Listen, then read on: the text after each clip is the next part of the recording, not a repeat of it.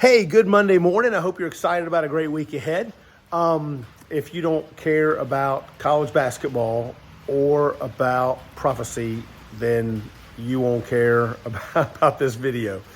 A new word came about in the last 10 or 15 years called bracketology. It is the study of March Madness, of NCAA March Madness. And one thing growing out of that is just the beginning, probably all the way back in December and January.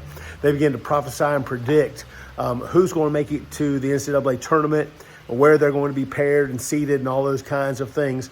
Well, I've begun to get excited the last few weeks because West Virginia has a better basketball team this year than they've had in recent years, even with some significant injuries that have really hindered us, but yet some big wins along the way. So I'm excited about all of that.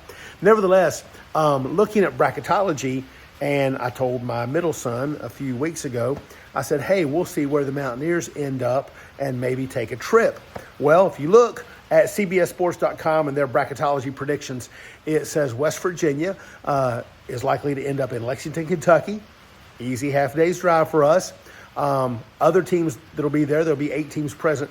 Other teams there would be Alabama, Auburn, Clemson, all 3 exciting teams, and Utah State. Utah State flies under the radar for most of us, especially in the Eastern time zone.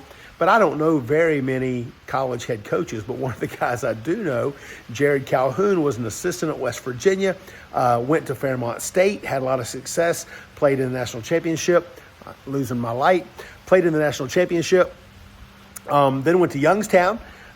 You haven't heard of the Youngstown Penguins, but built them into a pretty good Horizon League team. My good buddy Dwayne Osborne is there now as associate head coach, so I'm learning a few guys in what I would consider the big leagues of D1 basketball.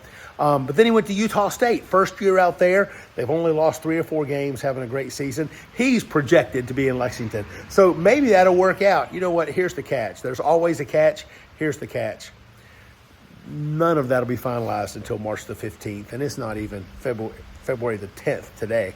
So we've still got 5 weeks before we have any idea who's really going to be in Lexington, Kentucky for March Madness.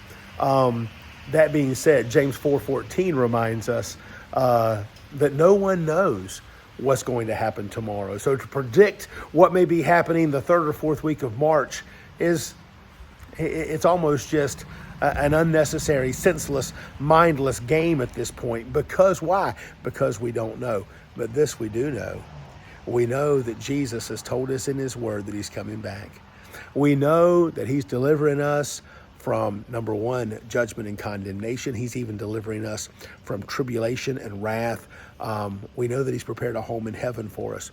We don't know, hey, the Lord may come back before March 15th. The Lord may come back before February the 11th or the end of February 10th. We need to be very much prepared for that. And it's fun to examine what might happen in the future. But there are some things in the future we can be absolutely certain about. So anyway, hope I gave you an encouraging word today, even sparked a little interest in some college athletics, unless you didn't already have some. And I hope you enjoy this Monday for the Lord's glory. God bless.